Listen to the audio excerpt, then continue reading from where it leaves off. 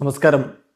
Raf talk ഫുട്ബോളിലേക്ക് അവർക്കും സ്വാഗതം. ഈ സീസണിലെ തങ്ങളുടെ ആദ്യ മത്സരം പോലിസ്റ്റായ ഓണിലെ സാൻഡോസ് FC വിജയത്തോടെ തുടങ്ങിയിരിക്കുന്നു. ഗോളടിച്ചിരിക്കുന്നു. അർജന്റീനയ്ക്കെതിരെ അവർ വിജയിച്ച് കയറി.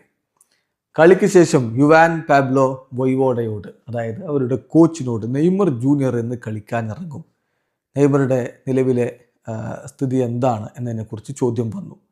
അതിനുള്ള കോച്ചിൻ്റെ മറുപടി നോക്കുക. അദ്ദേഹം പറയുന്നു, തീർച്ചയായിട്ടും സാൻഡോസിൻ്റെ കാര്യത്തിൽ എനിക്ക് എക്സാക്ട്ലി വേണ്ടത് നെയ്മർ മടങ്ങിയെത്തുക എന്നുള്ളതാണ്. പിന്നെ നെയ്മർ ഇപ്പോൾ ഡെയിലി ഞങ്ങളോട് കൂടെയുണ്ട്. അദ്ദേഹം നല്ല രൂപത്തിൽ ഗുഡ് പേസിൽ പ്രിപ്പറേഷൻ നടത്തിക്കൊണ്ട് റിക്കവറായി പ്രോഗ്രസ് ചെയ്തു വരികയാണ്.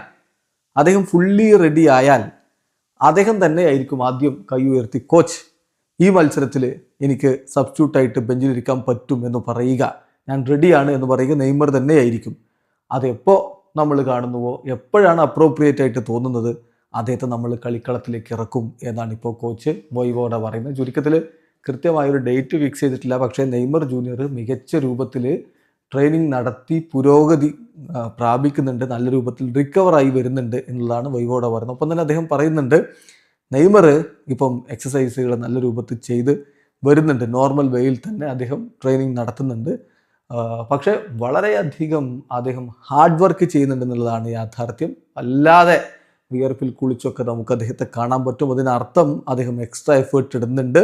ഇത് അദ്ദേഹം വളരെ സ്ട്രോങ്ലി പ്രിപ്പയർ ചെയ്യുന്നു എന്നുള്ളതിൻ്റെ തെളിവാണ് എന്നുകൂടി ഇപ്പോൾ യുവാൻ പാബ്ലോ വൊയ്വോഡ പറയുന്നു. എന്തായാലും നെയ്മർ ജൂനിയറുടെ മടങ്ങിവരവിന് വേണ്ടി കാത്തിരിപ്പാണ് ആരാധകർ. നിലവിൽ ലഭ്യമാകുന്ന വിവരപ്രകാരം ഫെബ്രുവരി തുടക്കത്തിൽ അല്ലെങ്കിൽ ജനുവരി അവസാനത്തോടു കൂടി അദ്ദേഹം കളിക്കാൻ ഇറങ്ങിയേക്കും എന്നുള്ളതാണ്.